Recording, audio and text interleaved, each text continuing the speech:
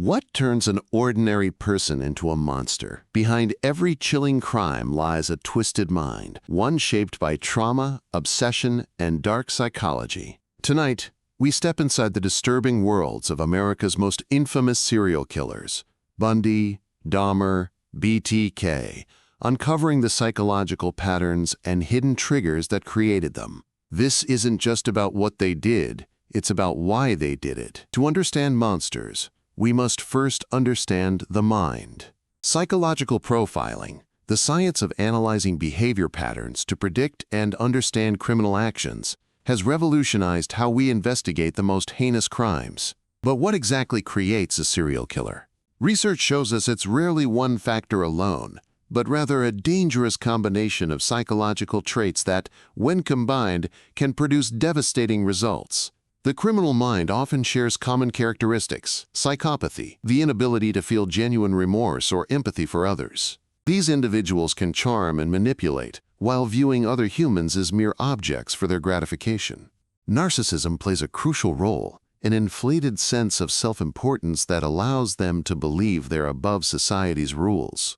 They see themselves as superior beings entitled to take what they want. Perhaps most tragically, childhood trauma appears in nearly every case. Severe abuse, neglect, or witnessing violence can fracture a developing mind, creating the foundation for future horrors. In the 1970s, the FBI's Behavioral Science Unit began a groundbreaking project, interviewing imprisoned serial killers to understand their psychology. Led by agents like John Douglas and Robert Ressler, they developed the modern science of criminal profiling. These interviews revealed disturbing patterns. Most killers don't simply snap one day. Instead, they follow predictable escalation patterns, from fantasy to minor crimes to their first kill and beyond. The agents discovered that understanding the why behind these crimes was the key to catching future killers before they could strike again. Now, armed with this psychological framework, we can examine 3 of America's most studied serial killers. Each represents a different type of predator, yet all share these common psychological threads. Through their stories, we'll see how childhood trauma, psychological disorders, and societal failures can combine to create the unthinkable. But more importantly, we'll understand how recognizing these patterns has helped law enforcement protect countless potential victims. Our first case takes us to the Pacific Northwest, where charm masked unspeakable evil. Theodore Robert Bundy appeared to be the perfect young man. Law student, political volunteer, crisis hotline counselor. But beneath this carefully crafted facade lay a mind driven by an insatiable need for control and admiration. From an early age, psychological red flags were present. Teachers noted his ability to charm adults while showing concerning behavior toward peers. He learned early that his appearance and intelligence could be weapons of manipulation. Bundy's method revealed the calculated mind of a narcissistic predator. He exploited people's natural instinct to help others, often appearing injured or in distress. His charm wasn't genuine emotion. It was a hunting technique, refined through practice. What we see with Bundy is textbook narcissistic personality disorder, combined with psychopathic traits. He viewed other people not as human beings with inherent worth, but as objects to be manipulated for his gratification. Perhaps nowhere was Bundy's narcissism more evident than during his trials. Representing himself in court, he treated the proceedings like a stage performance. To him, this wasn't about justice. It was about attention and control. The disturbing fan following he attracted revealed how his superficial charm could fool even educated observers. Letters poured in from admirers who couldn't reconcile his pleasant appearance with his crimes. Bundy represents the dangerous intersection of high intelligence and complete lack of empathy. He understood human psychology well enough to exploit it, but felt no genuine connection to other people's suffering. The key to understanding Bundy lies in recognizing what truly motivated him. This wasn't random violence or uncontrolled rage. Bundy wasn't just killing, he was feeding his need for control and admiration. Each crime reinforced his belief in his own superiority. His ability to compartmentalize allowed him to maintain his public persona while committing horrific acts in private. To those who knew his public face, the revelation of his crimes seemed impossible. This is the true danger of the narcissistic predator. They hide in plain sight. Bundy's case fundamentally changed how law enforcement approaches serial crime investigation. His interviews with FBI agents revealed the calculated nature of serial predation and the importance of understanding the psychological rewards these individuals seek. The lesson from Bundy's psychology is clear. Charm without empathy is not charisma, it's camouflage. His case taught us that the most dangerous predators often appear to be the least threatening. Our next case takes us to the Midwest, where a different type of psychological disorder created an even more disturbing pattern of behavior. Jeffrey Dahmer's path to becoming a serial killer began in childhood, marked by early warning signs that went largely unrecognized. Unlike Bundy's outward charm, Dahmer displayed clear indicators of severe psychological disturbance from an early age. As a child, Dahmer exhibited what psychologists call the triad: animal cruelty, persistent bedwetting beyond normal age, and obsession with fire. More telling was his fascination with roadkill and dead animals, which he would collect and experiment upon. Dahmer's early fascination with dead creatures represented a need for complete control. Living things were unpredictable, threatening. Dead things couldn't reject him, couldn't leave him. During adolescence, Dahmer's psychological isolation deepened. Unable to form genuine connections with peers, he retreated into increasingly dark fantasies. This period marked the crucial transition from disturbed thoughts to planning actual crimes. What made Dahmer particularly dangerous was how his fantasies provided psychological relief from his feelings of abandonment and inadequacy. The more isolated he became, the more appealing his internal world of complete control appeared. Dahmer suffered from what we classify as severe necrophilic tendencies, combined with abandonment anxiety. His crimes weren't driven by sadism like other killers. They stemmed from a desperate need to prevent abandonment by any means necessary. This psychological profile explains the disturbing nature of Dahmer's crimes. His actions weren't motivated by anger or revenge, but by a compulsive need to possess and control. He couldn't bear the thought of his victims leaving him. Dahmer's case demonstrates how untreated childhood trauma can escalate through fantasy into horrific reality. His parents' divorce during his crucial teenage years intensified his abandonment fears and pushed him closer to acting on his disturbed thoughts.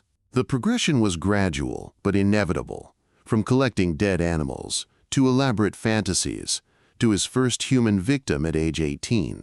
Each step normalized the next level of behavior in his deteriorating mental state. What's particularly tragic about Dahmer is that intervention at multiple points might have prevented his crimes. The warning signs were there, but our understanding of these psychological patterns wasn't developed enough to recognize the danger. The key to understanding Dahmer lies in recognizing his fundamental psychological drive. Unlike killers motivated by power or control over the living, Dahmer's crimes reveal a deep need to possess, to keep victims forever. Death, to him, was not the goal. It was the means to prevent abandonment. His apartment became a macabre museum of possession, evidence of his desperate attempt to create relationships that could never end, never reject him, never leave him alone with his fears and inadequacies.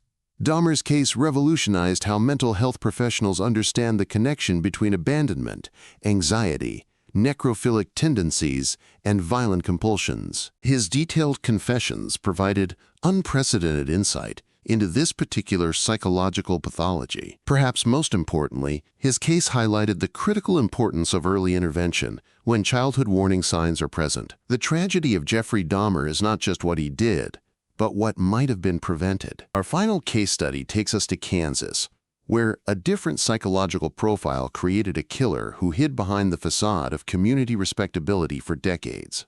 Dennis Rader lived what appeared to be the perfect suburban American life. Married, father of two, church council president, Boy Scout leader, and compliance officer for the city. For over 30 years, his neighbors saw him as the embodiment of middle-class respectability. But this carefully constructed persona masked one of the most calculating and sadistic serial killers in American history. Rader didn't just kill. He psychologically tortured his victims and taunted law enforcement for decades. Rader represents the most dangerous type of serial killer, the one who can completely compartmentalize their violent impulses while maintaining a seemingly normal social identity. This ability to live a double life makes them nearly impossible to detect. Unlike Bundy's narcissistic manipulation or Dahmer's compulsive possession, Rader was driven by pure sadism, the psychological pleasure derived from inflicting fear, pain, and ultimate control over another human being. His self-chosen moniker BTK, bind, torture, kill, wasn't just a signature. It was a psychological blueprint that revealed his methodical approach to maximizing victim suffering. Each element served his need for absolute dominance. Sadistic killers like Rader derive psychological satisfaction not just from the act of killing, but from the entire process of terrorizing victims. The fear and helplessness of others becomes their primary source of psychological gratification. What made Rader particularly dangerous was his need to extend his psychological control beyond his immediate victims. His letters to police and media weren't just about avoiding capture, they were about maximizing the terror he could inflict on an entire community. These communications reveal a mind obsessed with recognition and control. Rader wanted credit for his crimes, but more than that, he wanted to demonstrate his intellectual superiority over law enforcement. Each letter was a psychological chess move, designed to maintain his sense of power. For 3 decades, Rader successfully maintained 2 completely separate psychological identities. By day, he was the helpful neighbor and dedicated church member. By night, he planned and fantasized about his next victims. This level of compartmentalization requires an almost complete absence of empathy combined with extraordinary self-control. Rader could attend church services in the morning and plan murders in the evening without experiencing any psychological conflict. Those who knew his public persona describe him as helpful, organized, even pedantic about rules and regulations. What they didn't realize was that this obsession with control and order was the same trait that drove his criminal behavior. After decades of successfully evading capture, Rader's psychological weaknesses finally betrayed him. His narcissistic need for recognition and his overconfidence in his own intelligence led him to resume communication with police in 2004. When he asked police if they could trace a computer disk, and they assured him they couldn't, he believed them. This wasn't stupidity. It was the arrogance of a sadistic personality that had come to believe in its own invincibility. Rader's capture demonstrates how even the most calculating killers eventually succumb to their psychological needs. His compulsion for recognition and control ultimately became stronger than his survival instincts. The key lesson from Dennis Rader's case is perhaps the most chilling of all.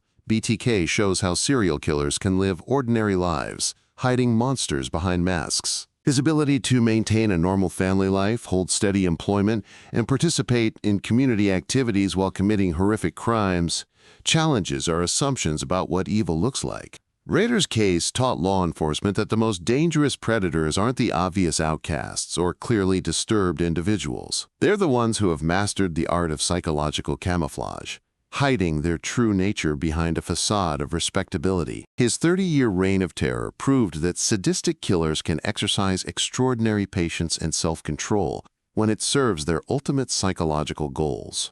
The suburban family man next door might not be who he appears to be. The BTK case revolutionized how investigators approach long-term serial cases and highlighted the importance of maintaining open investigations even when trails go cold. Rader's psychological need for recognition meant he would eventually resurface. Law enforcement just had to be patient and prepared. 3 killers, 3 distinct psychological profiles, but common threads that reveal the dangerous potential hidden within the human mind.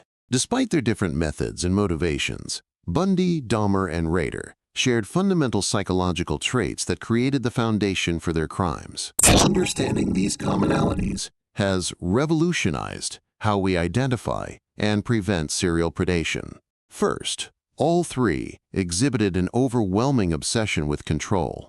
Whether through charm, possession, or terror, each killer needed to dominate others completely. This wasn't about anger or revenge. It was about psychological satisfaction derived from absolute power over another human being.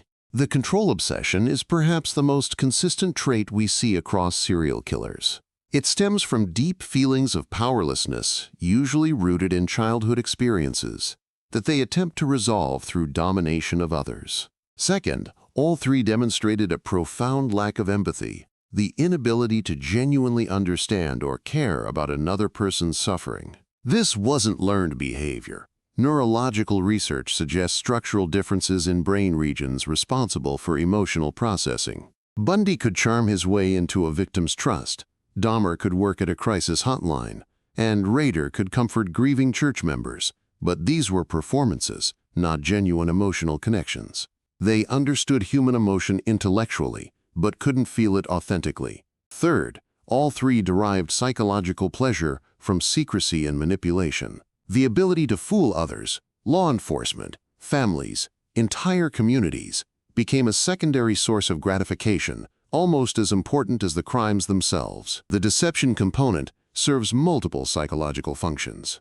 It provides a sense of intellectual superiority, validates their belief that they're different from ordinary people, and extends the control they feel over their environment. While they shared these core traits, each killer was driven by distinct psychological needs that shaped their specific behaviors and victim selection patterns. Bundy's crimes were fundamentally about sexual dominance, combined with narcissistic validation. He selected victims who represented his ideal of desirability, then proved his power over them. The act itself was less important than the conquest and the admiration he believed he deserved.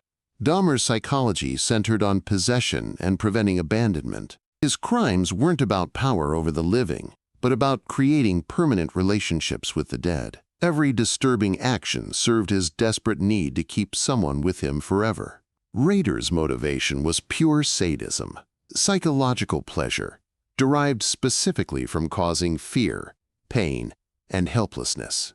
Unlike the others, his satisfaction came not just from individual victims, but from terrorizing entire communities while maintaining his respectable facade. These cases helped establish modern FBI profiling techniques, but they also revealed the limitations of psychological prediction. While profiling successfully identified personality types and behavioral patterns, it couldn't predict when or where killers would strike next. Profiling gives us the who and why, but struggles with the when and where. These killers follow psychological patterns, but within those patterns, they can be highly unpredictable in their timing and victim selection. Each case contributed crucial insights. Bundy taught us about narcissistic manipulation. Dahmer revealed the connection between abandonment fears and necrophilic compulsions. And Rader demonstrated how sadistic killers can hide behind community respectability for decades. Perhaps most importantly, comparing these cases revealed that while the specific psychological drives differ, the core traits, control obsession, empathy deficits, and deception thrills, remain consistent. This knowledge has improved both investigation techniques and prevention strategies. However, these cases also highlighted profiling's limitations. Rader's 30-year gap between communications, Dahmer's ability to appear normal to coworkers, and Bundy's successful charm offensive all demonstrated how psychological understanding, while valuable, cannot replace traditional detective work and evidence analysis. Profiling is a powerful tool, but it's not a crystal ball.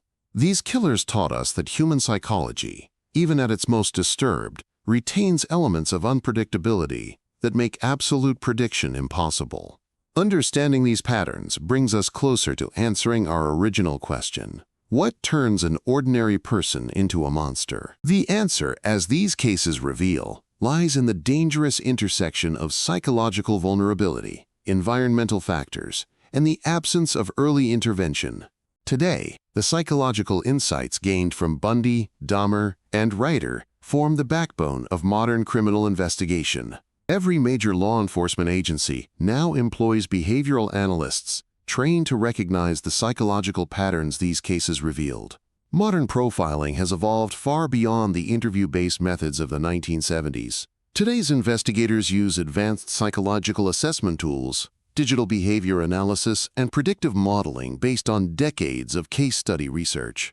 The cases from the 70s and 80s gave us the foundation, but modern profiling incorporates neuroscience, data analytics, and real-time behavioral prediction. We can now identify potential serial offenders much earlier in their criminal progression. The psychological frameworks developed from these historic cases are actively saving lives today. When investigators encounter crimes with ritualistic elements, specific victim profiles, or unusual evidence staging, they immediately reference the behavioral patterns established by previous serial killer studies.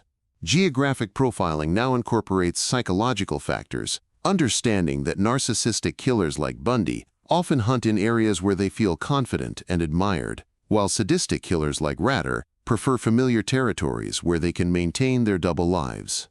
Perhaps most importantly, these cases taught us that intervention is possible, but only if we recognize the warning signs early. Modern child psychology now systematically screens for the behavioral triad that appeared in Dahmer's childhood: animal cruelty, persistent bedwetting, and fascination with fire. We've learned that childhood intervention can be incredibly effective, but it requires recognition that certain behavioral combinations represent genuine psychological emergencies, not just phases children go through. School counselors, social workers, and pediatric psychologists now receive specific training in recognizing early psychopathic traits, abandonment anxiety disorders, and sadistic behavioral patterns. The goal isn't to label children, but to provide intensive support before dangerous fantasies become dangerous realities. 21st century profiling incorporates artificial intelligence and machine learning to analyze behavioral patterns across thousands of cases simultaneously. These systems can identify psychological signatures that human analysts might miss. Modern killers leave digital footprints that their predecessors never could have imagined. Social media posts, search histories, and online interactions now provide unprecedented insight into developing psychological pathologies.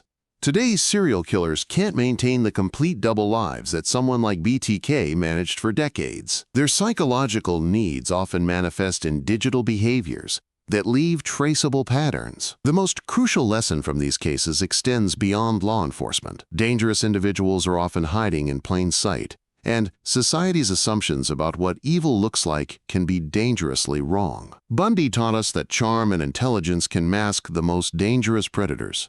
Today's awareness programs emphasize that manipulative behavior, not appearance or social status, is the key warning sign.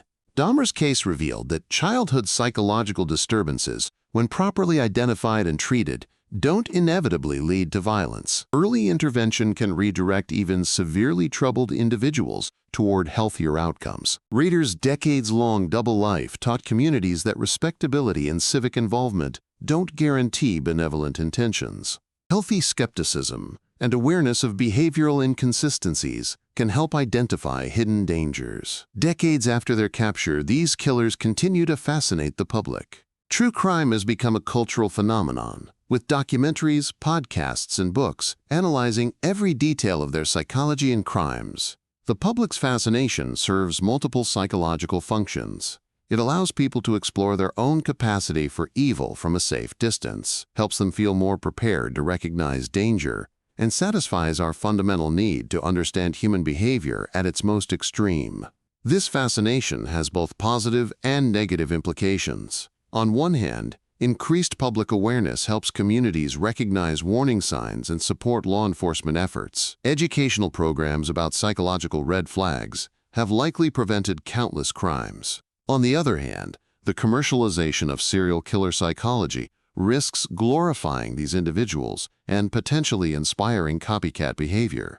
The challenge for society is maintaining educational value while avoiding sensationalism. As psychological profiling becomes more sophisticated, new ethical questions emerge. How early is too early to identify potential violent offenders? What rights do individuals have when algorithms suggest they fit dangerous psychological patterns? We must balance public safety with individual rights, ensuring that psychological profiling serves justice rather than creating a system of pre-crime punishment based on personality traits alone. The study of serial killer psychology continues to evolve, with new cases adding to our understanding while technology provides unprecedented tools for analysis and prevention. The lessons from Bundy, Dahmer, and Rader remain foundational, but they're no longer the complete picture. International cooperation now allows researchers to identify psychological patterns across cultures and legal systems, revealing both universal traits and culture-specific manifestations of serial predation. The monsters of the past have become the teachers of the present. their twisted psychology serving as a roadmap to prevent future tragedies. In understanding how ordinary people become monsters, we protect the ordinary people who might otherwise become victims. We began tonight with a simple question: what turns an ordinary person into a monster? Through the psychological landscapes of Bundy, Dahmer, and Rader, we've explored the dark territories of the human mind, where empathy dies and control becomes everything.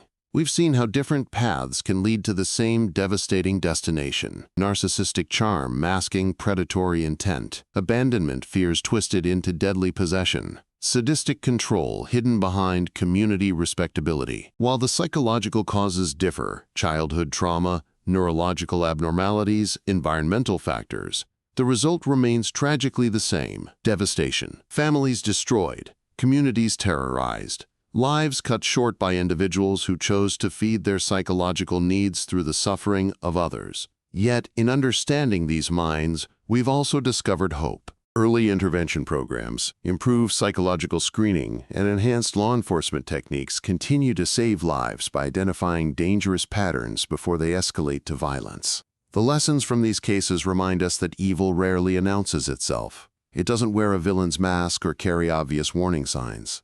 Instead, it often hides behind the facades we trust most: charm, respectability, and apparent normalcy.